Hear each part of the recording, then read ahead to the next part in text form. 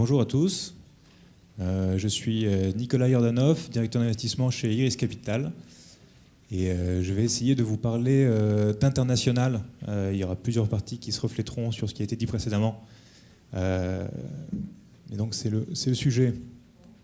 Alors en deux mots, Iris Capital, c'est un fonds français à l'origine qui a une spécificité d'être assez global aujourd'hui.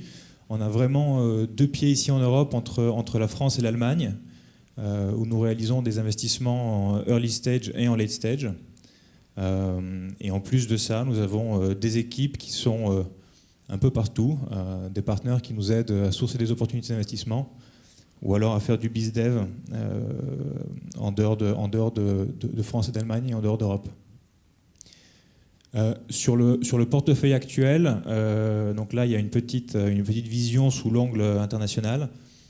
Donc on a à peu près 60 sociétés qui sont actives aujourd'hui. Là-dedans on a un tiers qui sont des séries A et 2 tiers de séries B.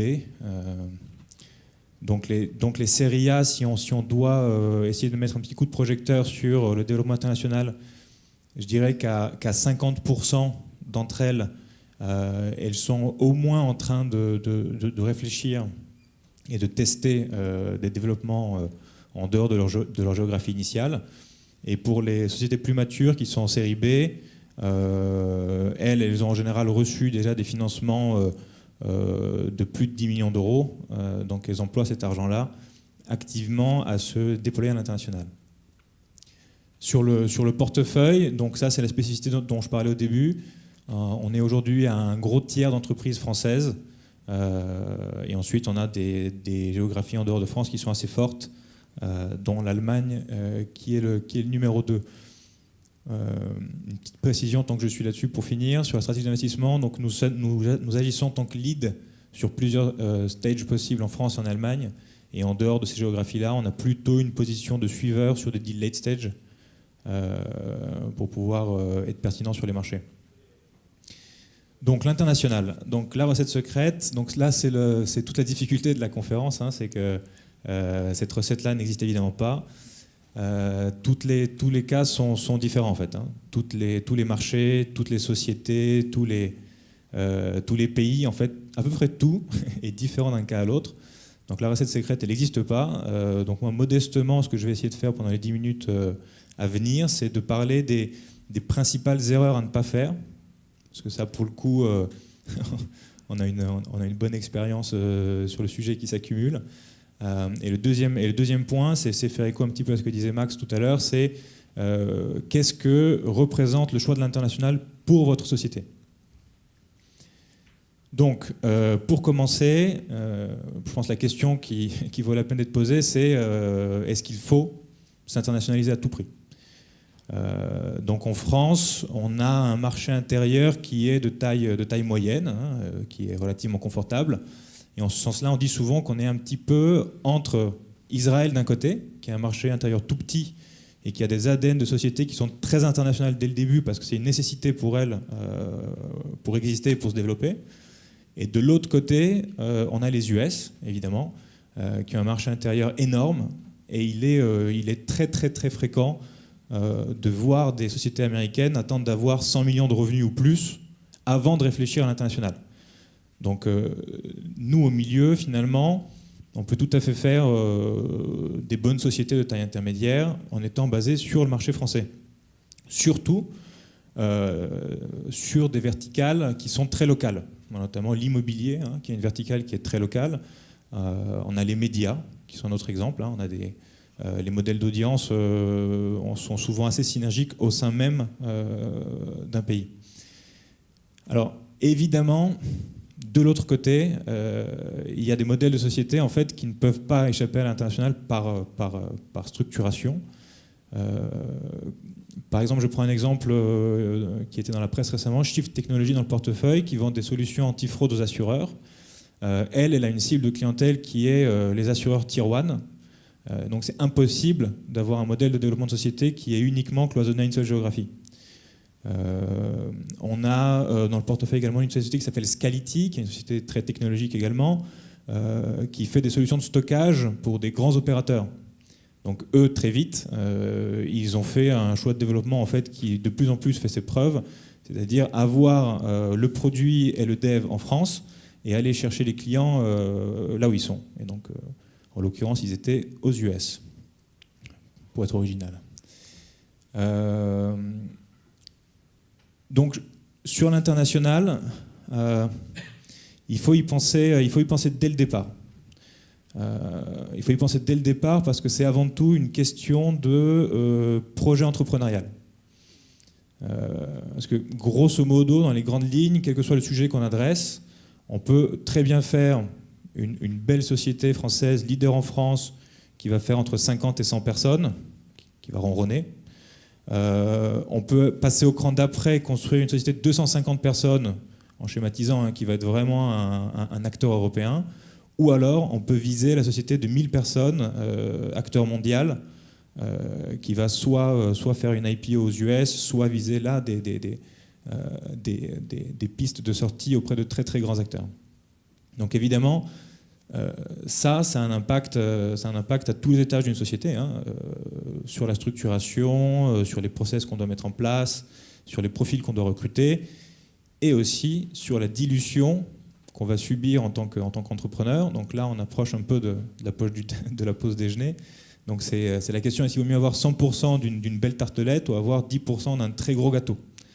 Donc là, on est dans ce dilemme-là, et il faut y réfléchir très sérieusement au départ, parce qu'il y a un certain nombre de choses, évidemment, qu'on peut tester, qu'on peut défaire, mais un petit peu comme le choix d'être accompagné par un investisseur, le choix de l'ADN international, et un choix dont il est compliqué de revenir. Donc, on décide d'aller à l'international, on décide de faire une société qui va viser à l'international. Donc, par où on commence? Donc, évidemment, là non plus, il n'y a pas de réponse magique. En revanche, il y a une chose qu'il faut bien avoir en tête, c'est que ça coûte cher. Ça coûte cher, ce qui est grosso modo, pour nous ici en Europe, un de nos atouts forts, hein, en comparaison des boîtes américaines, parce que la fragmentation des marchés européens en fait, crée des barrières et crée une forme de protection pour les business qui sont établis ici. De l'autre côté, c'est aussi l'une de nos grandes faiblesses, hein, qui fait que grossir, sortir des frontières et devenir international coûte beaucoup plus cher en Europe qu'ailleurs. Donc, avant tout, s'internationaliser, c'est dimensionner le coût. Donc là, il faut faire une réflexion assez globale, hein, en fait, marché par marché, évidemment. Il faut savoir où on veut aller et quel est le financement global dont on aura besoin pour y arriver. Ça, évidemment, ça va vous donner la trajectoire de financement que vous allez devoir trouver derrière. Et là, la règle générale empirique marche très bien, hein. On a les pays du sud de l'Europe, Espagne, Italie, qui coûtent moins cher. On a les pays du nord de l'Europe, notamment Allemagne, UK, qui coûtent plus cher. Et on a le sujet américain, évidemment, qui est encore plus cher. Donc, grosso modo, la règle empirique de plus le marché est profond et plus il vous coûtera cher à acquérir marche très bien. Pour le quand, évidemment, il y a beaucoup de réponses, hein, par rapport au secteur, à l'intensité concurrentielle dans les pays, aux opportunités, évidemment. La réponse est compliquée, mais moi, je tente une réponse. Pour moi, le quand, c'est surtout le moment où vous avez les moyens de faire un vrai test sur la zone. Ça, c'est pour moi la chose centrale. Donc, pour faire un test, évidemment, il faut beaucoup de pragmatisme, il faut du bon sens. On ne se développe pas à l'international, en fait, sur une trajectoire linéaire. Quand on se lance en France, évidemment, sur les premières années, tout est linéaire, on avance pas à pas. À l'international, l'expansion n'est pas linéaire, hein, elle est vraiment par palier. Et le premier palier, c'est le test. Donc un test à l'international, c'est une équipe, des moyens à mettre en place à minima, des objectifs qu'on se fixe à un horizon raisonnable et un coût qu'on met en face. Et ça, grosso modo, une fois qu'on l'a fait sérieusement, on multiplie le temps et les coûts par 2 et on a une estimation à peu près rationnelle. Donc, quand cette équation-là marche, on peut le tenter. Quand on n'a pas les moyens suffisants et la visibilité suffisante pour aller chercher ça, c'est une erreur d'y aller. Et moi, je le constate dans mon expérience personnelle. C'est dur d'avoir une statistique, mais je pense que plus de 50% des échecs d'internationalisation sont liés au fait que les sociétés ont mal dimensionné leurs tests et ont dû arrêter l'effort 6 mois ou 1 an avant de vraiment avoir des fruits. Là-dessus, donc, je fais un petit éclairage B2C, B2B, parce que les choses sont assez différentes. En général, sur les modèles B2C, on a des offres qui se localisent dans d'autres pays assez facilement. Et donc, on a des logiques de test qui vont coûter moins cher. C'est-à-dire que quand on a une plateforme, une marketplace, et qu'on peut simplement la rendre disponible, par exemple en Allemagne, tester, c'est assez simple. On a des équipes en interne ici à Paris qui peuvent faire ça, ici à Lyon ou à Paris qui peuvent faire ça. On met quelques investissements en marketing. Les premiers utilisateurs sont assez faciles à acquérir en général en B2C. Et donc là, au bout de 6 à 12 mois, on peut vraiment avoir un test sur est-ce que le marché, est-ce qu'il y a une demande sur ce marché-là pour notre offre. Donc ça, c'est la bonne nouvelle, ça coûte pas cher. La mauvaise nouvelle, c'est ce que disait Romain, c'est-à-dire qu'une fois qu'on l'a validé et qu'on veut y aller, là, ça coûte plus cher. À l'inverse, sur les modèles B2B, alors il y a un grand avantage sur le B2B, c'est qu'il y a une voie naturelle qui est d'être emmené à l'international par ses clients. Lorsqu'on a des modèles moyens, grands comptes, il faut s'appuyer sur eux pour être déployés sur leur filiale ou sur leurs entités internationales. Ça, c'est une très bonne façon de mettre le pied à l'étrier. En revanche, le vrai test de la géographie se fera auprès de clients locaux. Et ça, c'est un test qui coûte cher et qui coûte souvent beaucoup plus cher que ce qu'on pense. Là, typiquement, il faut installer des équipes en local. Donc, il faut un country manager, il faut un vendeur, il faut du support. Il y a des vrais coûts qui sont embarqués, qui sont en général sur 12 mois. C'est, de mon expérience, largement insuffisant pour un test sur un marché profond. Il faut vraiment partir sur plus. Il faut espérer faire 12, mais s'attendre à devoir attendre 24 mois pour y arriver. Et il faut aussi de la folie. Alors évidemment, chaque étape du développement entrepreneurial est une nouvelle aventure. Chaque étape est plus dure que la précédente. Ça, c'est la bonne nouvelle pour ceux qui sont pugnaces. Mais aller à l'international, c'est aussi avoir un peu de folie, parce que très souvent, quand on se pose la question, on a 3 ans de développement derrière nous en France. On a bien réussi. On se dit, finalement, la mécanique que j'ai acquise en France, je vais la transposer à l'international. Et donc, du coup, je vais poursuivre mon développement linéaire. Alors ça, c'est en général largement faux, parce que le moment où vous vous posez la question à l'international, il y a des gens qui sont là depuis 3 ans déjà, et personne ne vous attend. Donc, quand vous arrivez, non seulement vous n'avez aucune notoriété, aucun client, mais en plus, vous êtes l'acteur français, qui est visiblement en phase de test, donc qui va peut-être sous-investir sur le support, sur l'accompagnement, qui va peut-être choisir de se retirer dans 6 mois. Donc vous n'êtes pas du tout perçu comme un partenaire de qualité. C'est le cas en général quand on est une start-up et qu'on a un service innovant. C'est doublement le cas lorsqu'on sort des frontières natales. Donc il faut de la folie. Et il faut persévérer. Et alors ça, évidemment, là j'enfonce une porte ouverte, mais c'est le nerf de la guerre, et c'est vraiment la chose la plus compliquée en fait à faire pour s'internationaliser, parce que à ce que je viens de dire précédemment se rajoute un problème sur le déficit d'attractivité pour les talents locaux. C'est-à-dire que quand on va à l'international en général, on n'existe pas pour les utilisateurs, on n'existe pas pour les clients, mais on n'existe pas non plus pour les employés de qualité qui sont dans l'écosystème. Et donc, il est virtuellement impossible de recruter les bons dès le premier coup. Donc en pratique, ce qu'il se passe, c'est qu'il faut s'attendre à épuiser 2, 3 country managers, à épuiser 1, 2 squads sales and marketing, avant de pouvoir faire monter les volumes, avant de pouvoir signer des contrats, montrer des logos et pouvoir passer vraiment à la phase de déploiement. Donc ça, La difficulté à recruter, parce qu'en fait on n'existe pas dans une nouvelle géographie au départ, c'est vraiment le facteur qui fait que c'est le plus difficile, qui fait que ça prend le plus de temps. Donc le côté rassurant, c'est que tout le monde joue avec les mêmes cartes, donc il faut persévérer.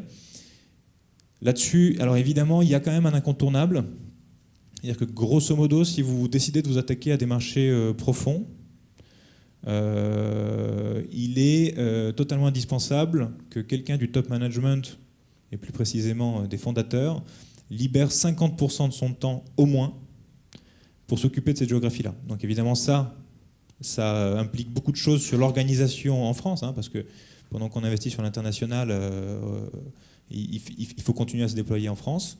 Mais il est impératif que l'un des fondateurs libère très massivement du temps pour y aller, pour s'occuper de la géographie, pour aller voir les clients, aller voir les partenaires, convaincre les bons employés de le rejoindre.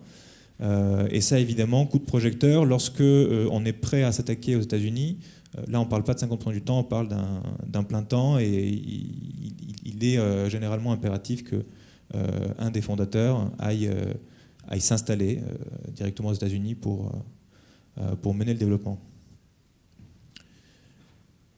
Alors, comment financer ? Du coup, c'est l'idée des paliers qui est derrière. Donc très souvent, c'est un petit peu ce qui a été dit avant, très souvent ce n'est pas parce que l'argent est disponible qu'il faut forcément le prendre, première chose.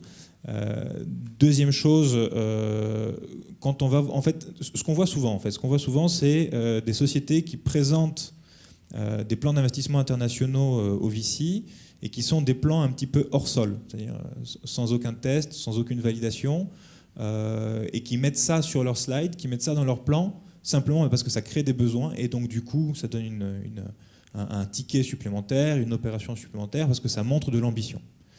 Donc montrer de l'ambition, c'est très bien, mais si vous voulez le retrouver dans la valorisation de la société, il faut vraiment montrer du tangible et montrer cette démarche-là que j'esquisse. Je pense qu'elle est très importante. Et très importante, et il est très important de l'avoir un petit peu avancé pour pouvoir faire ça. Et pour reboucler sur ce que disait Max au début, c'est-à-dire que si vous présentez un plan hors sol et qu'un investisseur est d'accord pour vous suivre et qu'il met un très gros ticket sur une très grosse valo, il va attendre beaucoup. Donc du coup, vous êtes en train d'embarquer un risque d'exécution très fort. Parce que, en l'occurrence, vous n'avez aucune idée à ce moment-là comment ça se passera à l'international, et c'est normal. Et donc si vous avez vendu une société à 20 ou 30 millions de chiffres à l'international pour faire une exit à 200 millions, et qu'en fait, ça prend 5 années pour y arriver, dans l'intervalle, il y aura sûrement des problèmes. Voilà, donc c'était à peu près ça mes slides, j'ai un merci. Mais en mot de conclusion, je dirais que ce qu'il faut retenir, c'est que le choix de l'international est un choix très structurant, parce que l'international dans une société d'innovation est quasiment toujours synonyme de financement externe pour financer cet international, et donc de levée de fonds importantes, de partenariats forts avec les VC, et donc la première question c'est est-ce qu'il faut choisir un VC ou pas ? La deuxième question c'est est-ce qu'on veut être très agressif avec un VC à bord ? C'est encore un profil de société différent, donc il faut en avoir conscience, il faut en avoir envie. La deuxième chose, c'est que aller à l'international, c'est une nouvelle aventure en fait. Et il faut en être conscient. Il ne faut pas se dire je vais à l'international comme ça de façon un petit peu tactique pour tester. Non, si on y va, il faut libérer le temps, il faut structurer, il faut y aller. Et il faut presque refaire le même effort que ce qui a été fourni pour monter la société en France à ce moment-là. Et petit 3, il faut rester pragmatique, évidemment. Et mettre les choses en musique. Il y a beaucoup de paramètres, conquête de marché, positionnement d'offres, signature de clients, sécurisation de financement. Là, il y a beaucoup de paramètres, donc il faut être pragmatique pour mettre ça en musique. Et donc avoir pour le coup des investisseurs à bord au début qui vous aident à faire ça, c'est pour le coup un grand plus. Voilà, là vous avez le petit mot de merci et mon email si vous avez des questions.